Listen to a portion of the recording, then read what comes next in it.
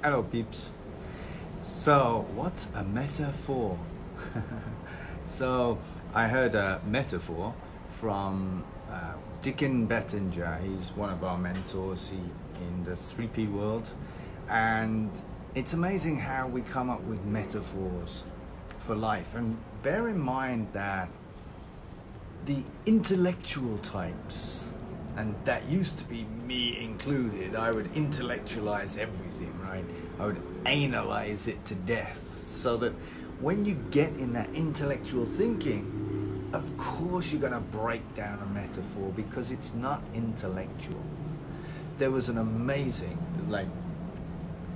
arguably the best hypnotherapist in the world ever, as far as we know. He was voted the most incredible, and that's Milton Erickson. And he used to talk about tomato plants and gardening and like salads, and his clients are thinking, what the heck, he's like, is this guy gone crazy or something?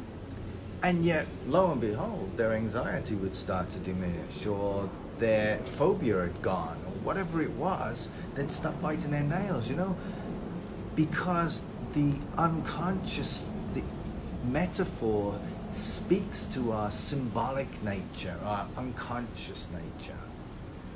And Dicken Bettinger talked to this little girl, and he was trying to figure out how to explain what's going on with our thinking. And he said, well, we are a thought factory. And I love that idea. It's a thought factory. We're just generating thoughts over and over, 60 to 70 or 60 to 80,000 thoughts a day, most of which we've regenerated. And the little girl was pretty astute. So she said, well, so who's the manager? And he said, well, you are. You're the manager. You dictate what goes out of the factory and what gets rejected. And think about that. That's exactly it, We think that we need to act on or do something about every thought that we think.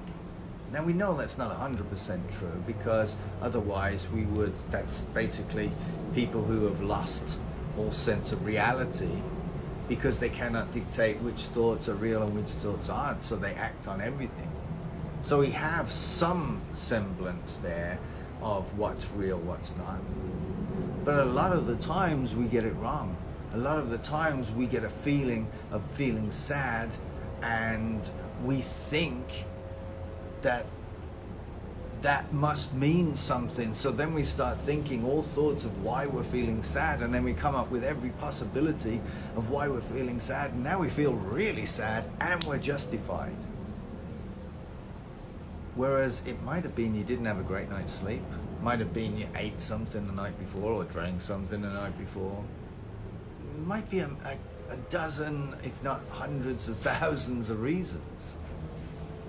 So imagine yourself as the thought factory. You are the manager, and you can dictate what thoughts you put attention to and what thoughts you don't. And the thoughts that you do not put attention to, they lose their power. They get rejected.